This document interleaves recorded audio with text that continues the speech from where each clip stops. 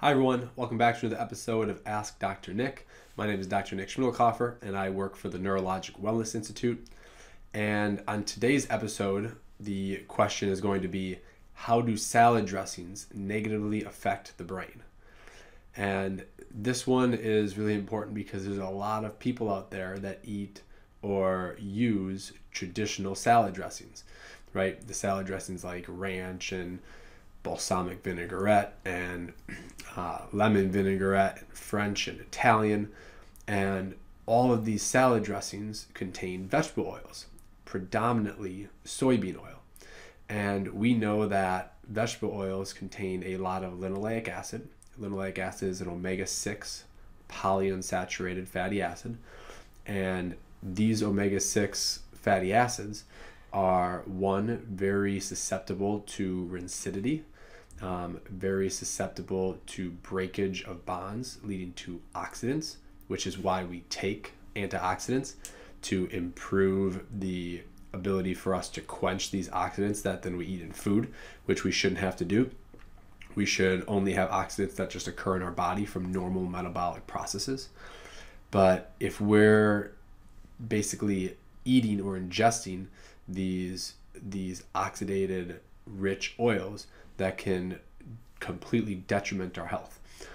At the same time, the article that I'm going to show here today is on soybean oil. Soybean oil is the most used vegetable oil, the most used fat or oil in the US today. I think it's about 55% of the fats or the oils that are ingested today are from soybean oil. And this is all because we make a lot of soy crops, and then again, how that's processed is it goes through this high heat process, which is going to render this oil that has a lot of linoleic acid or omega-6 fatty acid. But the article is going to show that soybean oil by itself, not necessarily with the linoleic acid, is very detrimental to the brain, and it can change a lot of genetic expression or gene expression in the hypothalamus. And the hypothalamus is where we have most of our main sensors. It's kind of like the thermostat of the brain. It is sensing everything from our salt and water balance. It's sensing our temperature. It's sensing, are we hungry? Do we have an appetite? Or are we satiated? Do we not have an appetite? It's also sensing for our hormones to see, do we need to produce more thyroid hormone for metabolism, or more sex hormones like testosterone, estrogen, progesterone. What do we need? And so that sensor is very important for then creating genes, creating hormones to then basically affect the other hormones. And so we're going to go to the paper here and we will see exactly what is involved and how soybean oil in most vegetable oils, or soybean oil in most salad dressings, can detrimentally affect you. Okay, want to be clear, this is a mice study.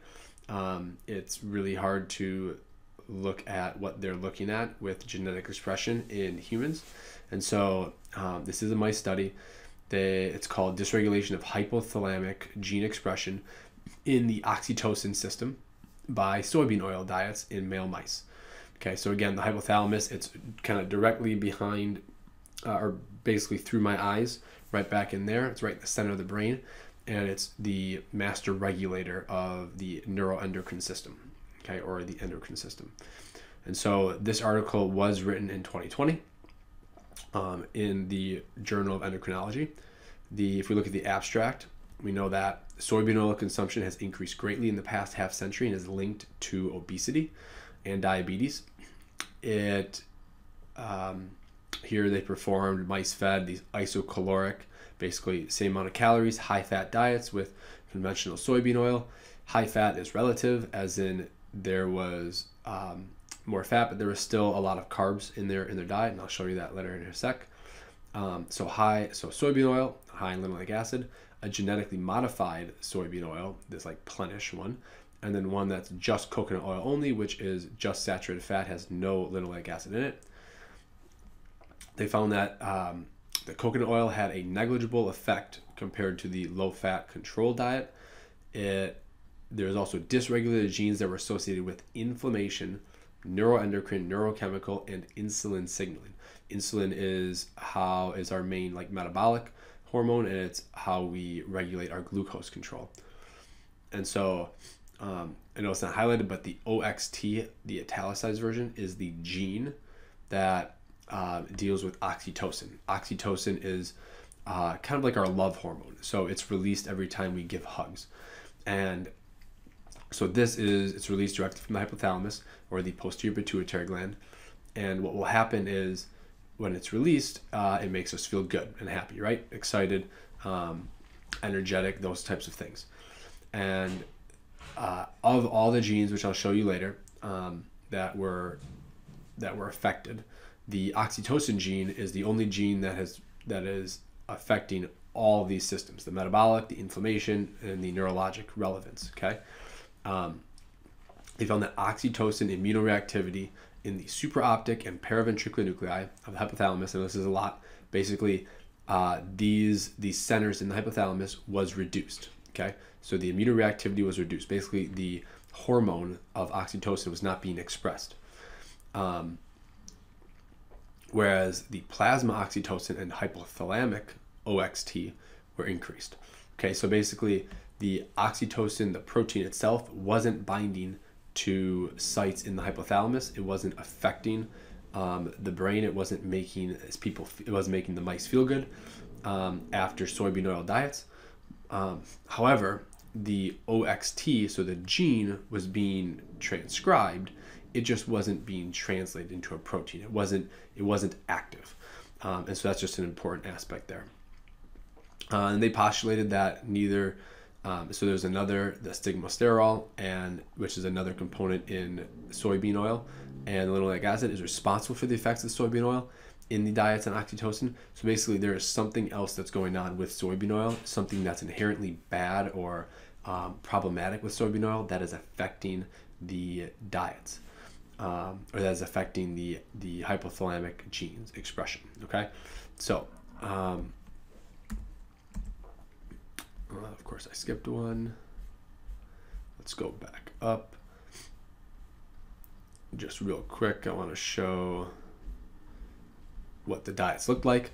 Right, so you had cohort 1 of mice. Right, they were fed. They kind of hung out for 3 weeks, and they're fed either the typical chow, the coconut oil, the soybean plus coconut oil, or the plenish, which is the low linoleic acid one, for 24 weeks. And then they looked at the RNA sequencing of the hypothalamus. Then you had this other cohort where, again, you fed all these diets, but then they wanted to see what was the stigmasterol, the problem with this hypothalamic sequencing. And so they basically had a different cohort. They added the stigmasterol plus coconut oil, and they did relatively the same thing, looking at the body weight or these hypothalamic gene expressions. Okay, so now we'll go back to this one, and I just want to show right here to the right, of the 69 genes that were dysregulated in the soybean oil plus coconut oil versus the coconut oil alone, only 31 could be matched to one of 27 biological pathways, including neurochemical, neuroendocrine pathways, inflammatory processes, and insulin signaling. Basically, therefore, soybean oil is affecting the genes that help us with our neurochemical problems, basically neurotransmitters like serotonin, dopamine, norepinephrine, the neuroendocrine pathways, which is how we control our hormones, inflammatory processes, and then insulin signaling, so how we do metabolic control of our glucose. Okay, and so again, if we look over here to the left, dysregulated in soybean oil plus coconut oil. So there were 70 that were dysregulated in soybean oil and coconut oil versus the typical just coconut oil or the typical chow. If it was the soybean and coconut oil versus just the chow, it was 158 genes. If it was soybean oil and coconut oil versus just typical coconut oil, it was 50. But again, there were 70 together that were affected specifically by the soybean oil. Okay.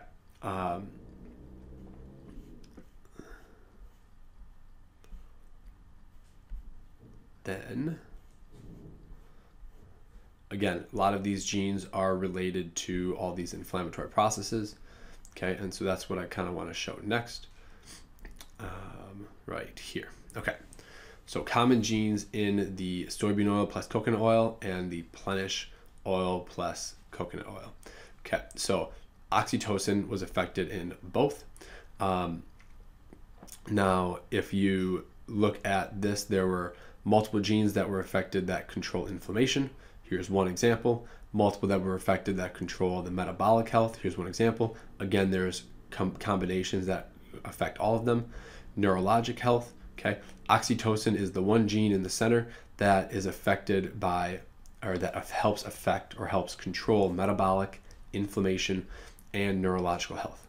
So again, this oxytocin gene we know is affected by soybean oil, and yet people will eat salads every day and they will put 1 to 2 tablespoons of dressing on that, which is at least 1 tablespoon, or if 2 tablespoons of dressing is at least 1 tablespoon of soybean oil, if not more, plus some other chemicals in there. And so what I really want to emphasize is look at your salad dressings and try to find ways that we can better improve what we are eating, right? Because soybean oil is not healthy for anybody. Soybean oil, besides the high linoleic acid in it, it clearly is affecting the brain detrimentally.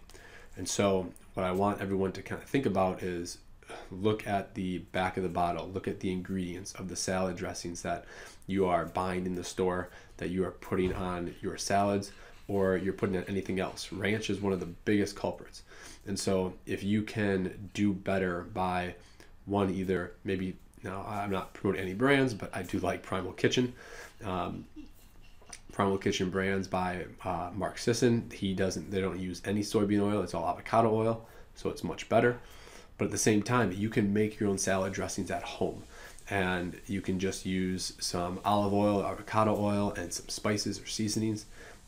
It's much healthier, it is fresh, and it can taste a little bit better too if you put enough good stuff on your salads that you would like and enjoy. So I hope you found this one helpful. I think this is really important because so many people eat way too much soybean oil and vegetable oil in their daily life. So if you have any questions or comments, please leave them below. If you have any suggestions or future topics, I would love to hear them. Again, thanks again, and have a great day. Stay healthy.